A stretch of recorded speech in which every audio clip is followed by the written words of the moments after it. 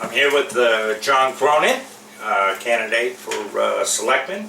As a matter of fact, the only candidate for selectman. Talking about elections, John, there's only two contested races on the ballot.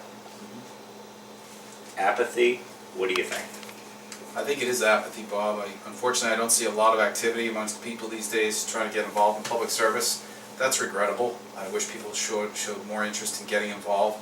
I started out in town government over 20 years ago as a way to get involved, get to know what's going on. It's been quite fulfilling. It's something that I hope everybody at some point in their career gets a chance to do, is to serve your local government. Be your first priority on the board? Something special, or? I've thought about that. I've watched for years selectmen come and go, and I've admired many of them who leave a mark and find themselves contributing in meaningful ways. I think the folks that have done well recognize that if you go in with an overly ambitious agenda, you're going to flame out pretty quickly. Town government has so many issues before it in any given year, many of which you can't foresee. Sometimes the best plans are the ones that are modest and kind of keep you focused. And immediately, to answer your question, Bob, I'm going to be focused a little bit more on the administration of government. I want to focus a lot more on making sure that the work that gets done in town hall is done efficiently, and it's done in a way that represents the needs of the town citizens that pay the bills. What's the biggest priority facing the town? I think it's the infrastructure, and by that I mean the streets, the sidewalks, the pipes in the ground, the parts of town government that don't get a lot of day-to-day support. I've been witness over the last 15 to 20 years to a lot of the capital needs that have come up, that the town has paid for. We all know about the schools that have been rebuilt, renovated. We know about the police station, fire station, town hall, even Pinecrest. All capital projects that have brought us to the point where we have an extremely high amount of capital debt to pay for them. And a lot of those projects are starting to become completed on the financial books, specifically the schools. And as a result, I think there's going to be some opportunity in the next several years on the capital side to invest in parts of our town that have gone overlooked. We've heard a lot about the water issues in Holliston. We have an aging infrastructure. I'm privy to the article that's coming up on the spring town meeting warrant that calls for a new water treatment plant, which I think is a phenomenal investment. And it's things like that, Bob, that I think we really need to kind of have a closer look at to make sure we plan properly, use our capital debt wisely, and invest in parts of this community that are so critical over the next 20 to 30 years of our lifestyles being productive and healthy. Here's a softball one. What's the best thing you like about Holliston? The volunteer spirit. Actually, I'm going to couple that with two things. I look back at the time I've served the town, and I use the word fulfilling because it really is. I get a lot out of working with people who, I don't see in my normal professional career, but you come in contact with your friends and neighbors, and this guy behind the camera who I used to know from the Water Commission for one, and you get to know these folks as real human beings that have a distinct interest in making your life better. I grew up in the city, and I had no interest in raising a family there. I wanted to have a small community like Holliston to grow and enjoy, and we've met that and exceeded our expectations.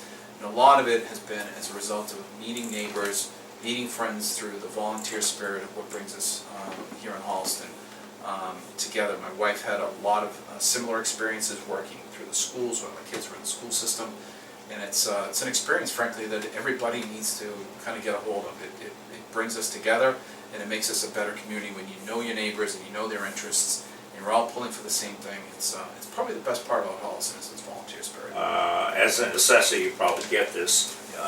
Do you think the taxes here in town are too high, too low, just right? Well, I think in terms of taxes, the tax burden comparatively to the surrounding towns is equitable. We're not on the outlier. We're not the highest taxed in terms of burden community in the area.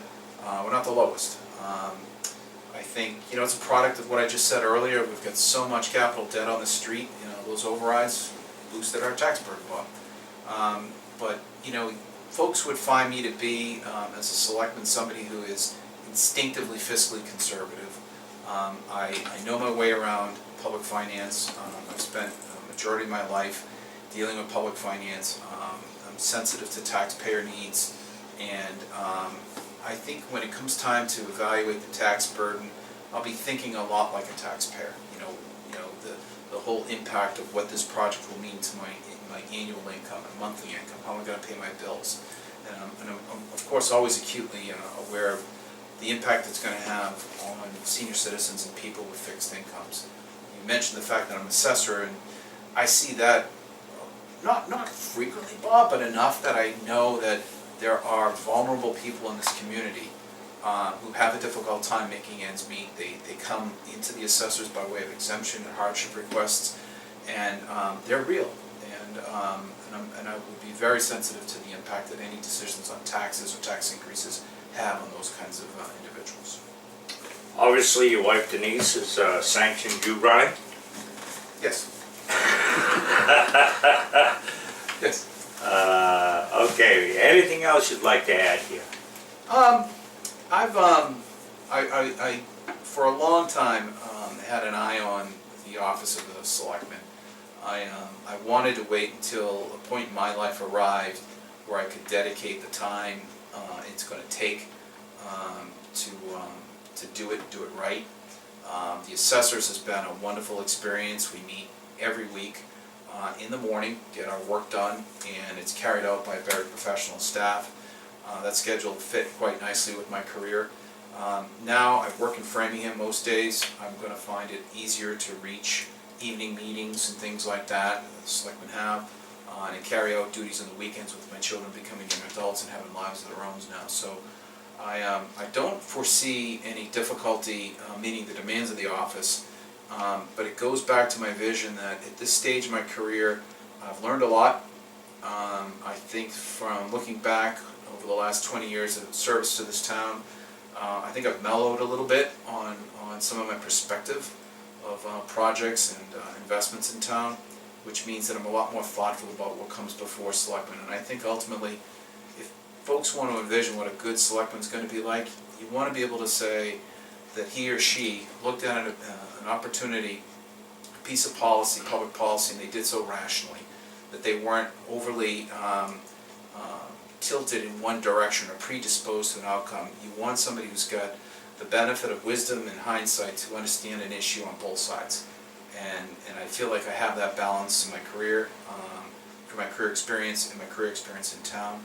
So I think looking ahead, I'm pretty comfortable as I get ready to take on the responsibility should I be elected. And I'm looking forward to the ups and downs that I know is going to come with this position. I'm an individual with a naturally thick skin. I know that there are going to be people that you're not going to make happy all the time. That's okay. I'm not going to look to displease or disrespect anybody. I just hope that they reciprocate, and everything at the end of the day is always done in the best interest of the town, because that's what matters. Well, you'll be there in 2 weeks' time or so, and God willing. good luck. Thank you, Bob. Thanks for Appreciate it. stopping by. My pleasure. Thanks for having me.